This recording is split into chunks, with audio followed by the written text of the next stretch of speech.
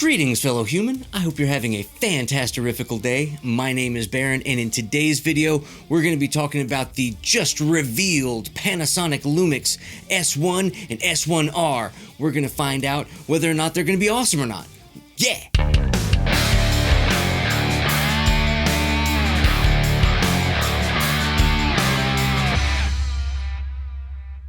A quick disclaimer right here at the top of the video, this is not a review of these cameras. I have not touched these cameras. I will probably not touch these cameras until they're released sometime in April. I think it's early April, so I'll probably get my hands on it, middle to late April, but this is not a review. So here we go. There are two cameras. There is the S1, which is a 24.2 megapixel camera, and the S1R, which is a 47.3 megapixel camera. The S1 is supposed to be more focused towards video people, and the S1R is going to be more focused towards photo people. Now, I personally can't wait to check out this EVF. It's supposed to have like 5 million dot OLED thing or something like that. It sounds like it's going to be awesome. The early reviewer people are saying that it's amazing looking. I can't wait to check it out. The back screen is all touch capable, does the touchy things just like we're used to with most Panasonic cameras. It's an RGBW, which means it has like white pixels, which I guess means it's brighter. I don't know what that means exactly. I'm going to look into that and see why we would need extra white pixels. Why has it got to be white, huh? It's racist. It's just a privileged screen. I don't want a privileged screen. Unfortunately, the screen does not flip forward. It is not a fully articulating screen. It's got like a tilty uppy, a tilty downy, and then it does that Fuji thing where it like flips over to the... Ooh, it's got that thing where you can have lighted buttons. It's got backlit buttons. Backlit buttons are awesome when it's dark and stuff, and you can see the buttons in the dark. Take that, Nikon, Canon, and Sony. Backlit buttons. These cameras are not super exciting when it comes to burst shooting modes. They're not like super high speed or anything. They can both do 9 frames per second if you turn off the continuous autofocus, and only 6 frames per second if you turn on the continuous autofocus. But it does do the 4K and the 6K photo modes that Panasonic has had in their cameras for a while. And unfortunately, these are only JPEGs. You can't get raw photos this way, but you can shoot up to 60 frames per second that way. So it can sort of make up the difference for not having a super fast normal shooting mode thing. They both have internal sensor stabilization, apparently 5.5 stops, and they can both work with the lenses for a hybrid system for up to 6 stops with the supported lens. And they both also have the high-res photo modes where that moves the sensor around and makes a super high-resolution version. The S1 can get a 96 megapixel image, and the S1R can get a 187 megapixel image. They both have high ISO sensitivity, and it doesn't really matter what it is because it's just about the same as all the other cameras right now on the market. It's competitive. It's not, fantastic, and it's not bad. It's got ISO. Panasonic says that they have tweaked the autofocus system so that it's incredibly fast, and they used artificial intelligence and deep learning in order to make the autofocus system even better. Deep learning is kind of a weird phrase. It makes me think that maybe if we leave the camera on, we let it sit for a little while, let it contemplate life, it's going to come up with an answer, and that answer would be 42. The autofocus system is a contrast-based autofocus system with the DFD technology that Panasonic's been talking about for years. There are no phase detection things or cross points or any of that fun stuff. It has a new and improved battery, so it can, the Energizer Bunny ain't got nothing on these cameras, yo. This is like a whole herd of bunnies. What is a bunch of bunnies? Did you call it a bunch of bunnies or a herd of bunnies? Or is it a flock of bunnies? Or is it a gaggle of bunnies? We're going to say a bunch of bunnies. It's got more energy than a bunch of bunnies. They also have some pretty awesome video specs. The S1R can do 420 8-bit internal, but the S1, which is the more video-centric camera thing, it can do 420 10-bit internal. And they're going to have a paid upgrade that's going to be available shortly after the release, where you can get 422 internal 10-bit, which is awesome. And they're going to include the vlog with that stuff. So you got to pay for it, but it's awesome. Okay, I'm not gonna talk about any more of the specs because, you know, technology is awesome. We all know this. Every camera that comes out says, whoa, technology, and we're like, yeah, technology, and sometimes we go, huh, technology? So let's talk about the big disappointments in these two cameras. The first of which being the lack of flippy around screeny thing. I know there's a lot of photographers who are like, I don't need a flip around screen, I don't want one. I prefer the screens to tilt up and down. And that's fine. But I'm telling you, I'm convinced that there's more people who want the flip around screen than the people that don't want the flip around screen. We want the flip around screen, Panasonic. We're all very disappointed, Panasonic.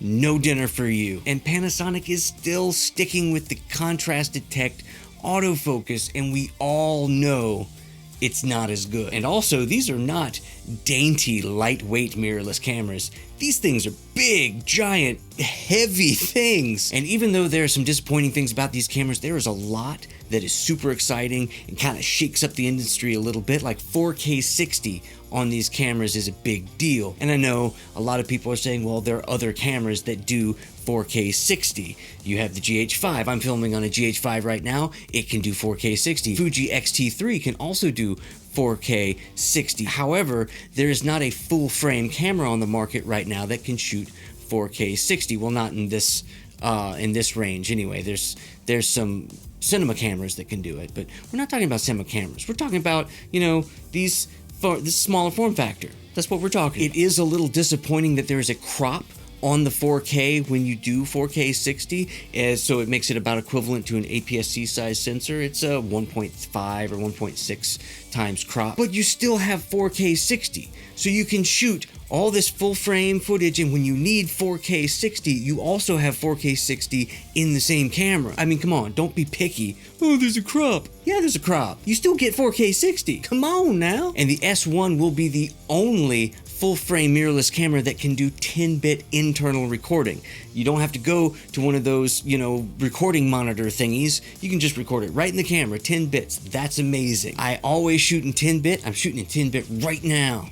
You can tell, can't you? I can tell. It makes me feel good that it's in 10-bit. So if I'm gonna buy another camera, I want it to be able to shoot in 10-bit because, you know, I'm not gonna settle for less. 10-bit forever. 10-bit, yeah! Also with the S1, you have this paid upgrade. Now, it does kind of suck that you have to pay for the upgrade, but whatever. You get the additional, like, 422 10-bit, and you get Vlog. And it must be mentioned that this is not the Vlog Lite. This is the full version of Vlog like they have in the very cams. That's 13 stops of dynamic range. Now, they haven't done tests on the cameras yet for dynamic ranges and whatnot. If there are just, like, 12 stops of dynamic range with the Vlog, I will be over the moon. I'll do backflips, leap into the air, over the moon, and then land and scream with joy. Who doesn't like dynamic range? I mean, come on. We all like it. Don't lie. You like it too. And there's a ton of other cool little just tiny details that Panasonic just paid attention to, which is good. It's good to pay attention to the details. Things like being able to use the existing XLR adapter that they have for the GH series. You can just plug that right on the top of the S series cameras and it will work fantastically. Having professional audio is it's a plus. And the word on the street is that they've actually, you know, upped the ante with your flash sync. You can go to 1/320th of a second. That's pretty cool. And they got cool little things like the night mode where everything's all like red and it doesn't ruin your night vision, and you can go do like astrophotography and videography, and there's lots of little details. And with Panasonic leaping like crazed frogs into the melee that is the current full-frame mirrorless market, it looks like they're in a good position to really shake up the competition. They are offering quite a few options that none of the other manufacturers are, including Sony. In fact, in a lot of ways, it looks like the biggest drawback and the biggest thing that's going to keep Panasonic from really taking over the market is that contrast detect autofocus. It's just not up to... You know what? I'm going to reserve judgment. We're going to find out. They may surprise us when they get the full firmware version and the cameras are out into the world and I can get my hands on it. I'll test it and we'll find out then. I'm reserving judgment. I personally am incredibly excited about this system because of the availability of the lenses that's gonna happen soon. with all of the Sigma lenses, and then the rest of this 10 Panasonic. There's gonna be a lot of lenses really soon. I did a whole video about the L-mount Alliance, and my thoughts in that video pretty much carry over to now. If you want to see that video, I'm gonna put the little thing that goes up, and there'll be a link to, you can see it. I am going to get a copy of the S1 to test, but that's not going to be until probably April, hopefully early April, but more likely than not, it's going to be in late April. Once I get my hands on it, I'm going to put it through its paces. I'm really going to dig into it like with a shovel, and I will share all of my findings with you. I'll come to your house and no, I'll make a video. I'm not going to come to your house. I mean, unless they're cookies. If you have cookies, I mean, I love cookies. So what do you think about these cameras? Are they awesome? Are you super excited about them? You want to go out and get one? Or, are you going to wait a generation and see what happens? Or are you more excited about, say, the Nikon series? Or, you're waiting for that new Sony to come out? Just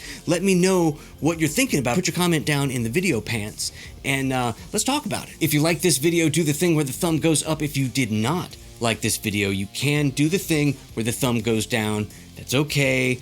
No one's gonna come after you and kick you in your shins repeatedly while making threatening gestures at your mother. If you want to see more videos like this one, I do a video every single week, so go ahead and click the subscribe-y thing and ring the bell. You have to ring the bell, because if you don't ring the bell, you don't know that you subscribed, you won't get the notification, the entire planet will stop spinning, we will all be flung out into space, and we will all suffocate because there's no air out there. And that's everything I got for you today. I hope you enjoyed it. Now you can go take your camera out into the world and make something awesome.